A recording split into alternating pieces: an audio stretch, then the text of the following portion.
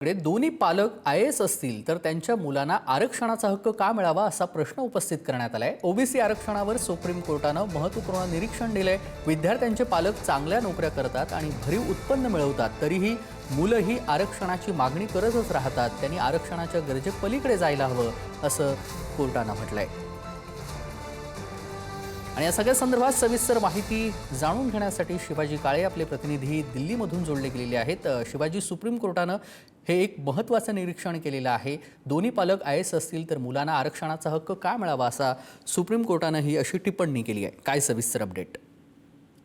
अगदीच न्यायमूर्ती BV रागरत्ना आणि न्यायमूर्ती उज्ज्वल भुयानी यांच्या खंडपीठासमोर या संदर्भात सुनावणी पार पडली आणि त्याच्यामध्ये प्रश्न होता, जर एखाद्या मुलाचे दोन्ही पालक IAS अधिकारी असतील तर त्या मुलांना आरक्षणाचा हक्क का मिळावा। पालकांच्या उच्च पद, आर्थिक सक्षमता, त्याचबरोबर जे सामाजिक स्टेटस आहे ते देखील वाढलेलं असतं, त्याला सोयी सुविधा देखील मिळत असतात आणि अशा परिस्थितीमध्ये त्याला आरक्षणाची गरज का भासावी असा सवाल सर्वोच्च न्यायालयाने उपस्थित केलेला आहे। आरक्षणाची हे दुष्टचक्र आहे, मात्र सामाजिक गतिशीलता महत्वाची आहे। सामाजिक सोशल मोबिलिटी जी आहे ती महत्वाची आहे आणि सोशल मोबिलिटीमध्ये शैक्षणिक आणि आर्थिक सक्षमीकरणासाठी जर एखादा व्यक्ती त्याच्यामध्ये सक्षम आहे तर त्या व्यक्तीला आरक्षणाची काय गरज आहे। जर एखाद्या पिढीला हे सक्षमीकरण मिळालं नसेल तर त्याच्या पुढील पिढ्यांसाठी आरक्षणाची मागणी होत राहील, तर हे दुष्टचक्र संपणार नाही असं त्यांनी म्हटलेलं आहे।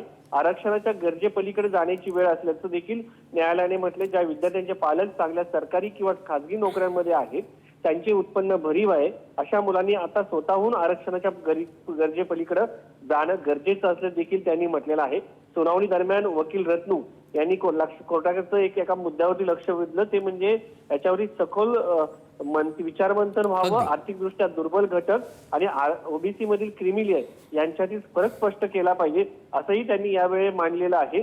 सगळ्यात महत्त्वाचं म्हणजे आर्थिकदृष्ट्या दुर्बल घटक म्हणजे EWS आणि ओबीसी क्रिमिलियर या दोन मुद्दे या ठिकाणी प्रकर्षाने समोर आले आणि यात कोर्टाने जे काही निरीक्षण नोंदवले याच्यामुळं ओबीसी प्रवर्गातील जे कुटुंब खरोखरच गरीब आणि मागासलेले आहेत त्यांना आरक्षणाचा अधिक फायदा मिळण्याचा मार्ग मोकळा होऊ शकतो आणि क्रिमिलियरच्या निकषाचा पुन्हा एकदा विचार होऊ शकतो। त्यामुळे सुप्रीम कोर्टानं ओबीसी आरक्षणासंदर्भातली ही एक महत्त्वपूर्ण टिप्पणी केलेली आहे। धन्यवाद शिवाजी, आपण दिलेल्या सविस्तर माहितीसाठी। बातमी संदर्भातले अपडेट आपल्याकडून वेळोवेळी जाणून घेऊ।